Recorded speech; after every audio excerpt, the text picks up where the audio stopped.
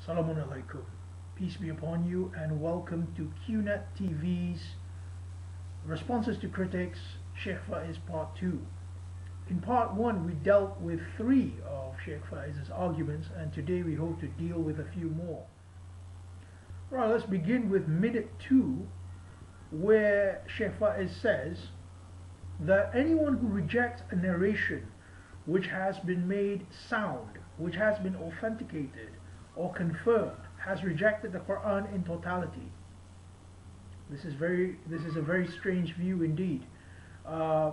Sheikh Feiz forgets that the Quran has been authenticated or protected by Allah, whereas Allah never said anything about the protection of Hadith. Indeed, wherever Allah mentions Hadith in the Quran, it never refers to the Hadith of the Messenger, as we've proven in the previous episode of this program.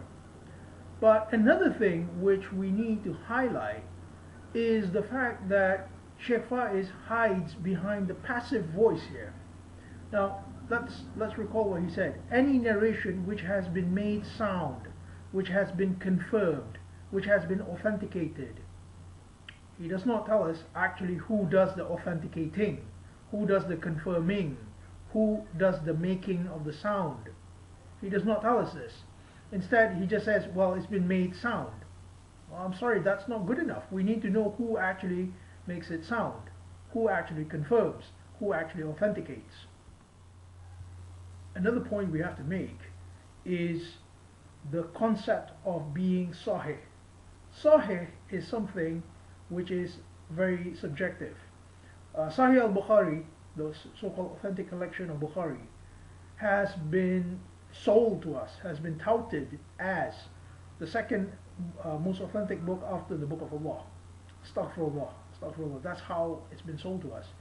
But the fact is, among the Sunnis themselves, we're not talking about the Shia. The Shia, naturally, they don't accept the Hadith of the Sunnis. The Quraniyun, we don't accept Hadith as revelation anyway. But among the Sunnis themselves, there is criticism of Sahih Bukhari.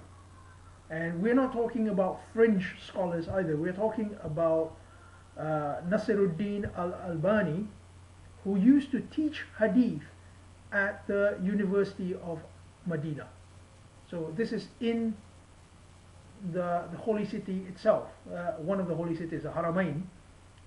This guy used to teach Hadith there, and he wrote a book called Da'if al-Jami wa Ziyadatuh, where he weakens some of Bukhari's and Muslims' Hadith.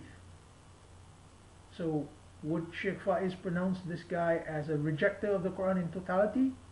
Not likely. Not likely.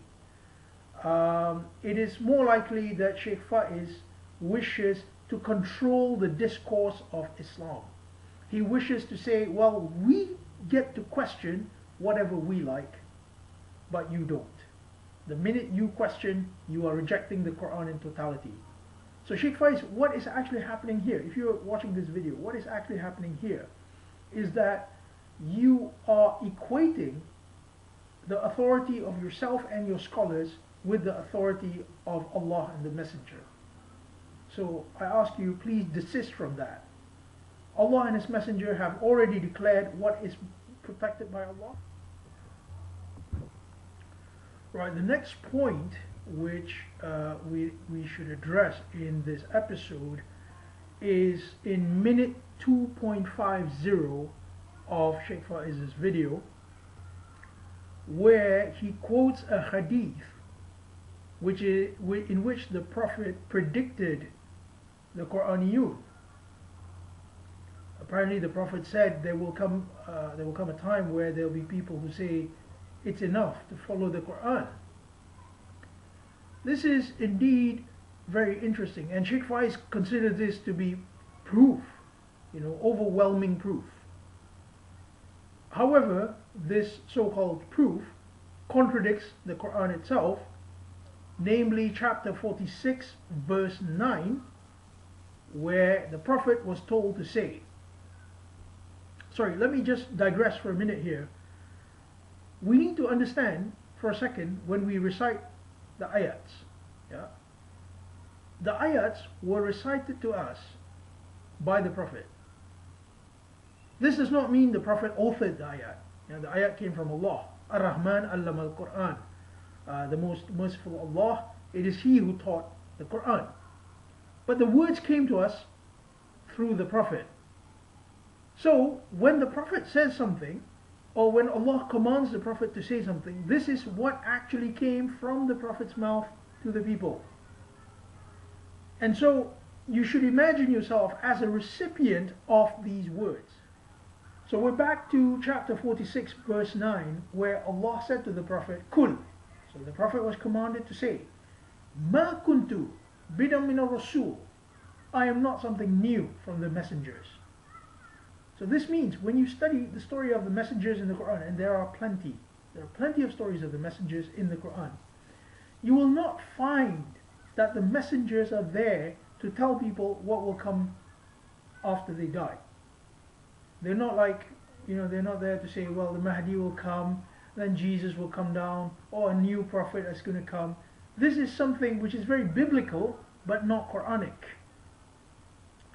So our prophet was also, our messenger was also not told to do so. So he said, Ma kuntu bidam min ar-rasul. So he's preaching the exact same message as everyone else, every other messenger. Wama adri, and the ayat continues, Wama adri ma yuf'alu bi wala bikum. And it has not reached me what will be done with me or with you. So in other words, what will become of him or of you, he doesn't know it. He does not know the future. إِنَ أَتَّبِعُ إِلَّا مَا يُوحَى إِلَيَّ. I follow nothing but what is revealed to me. In our previous episode, we described what is revealed to the Prophet. Chapter 10, verse 15. That is only the Quran. And the ayat finishes, وَمَا أَنَا إِلَّا نَذِيرٌ مُبِينٌ. And I am not anything but a clear warner. So that's all he does. He's a warner.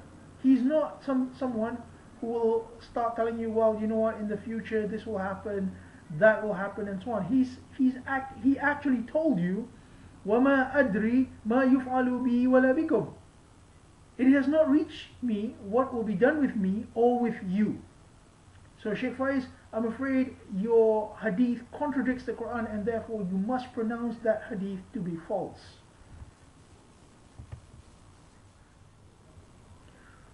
So this concludes part 2 of Responses to Critics, Sheikh Feiz, on the QNet TV.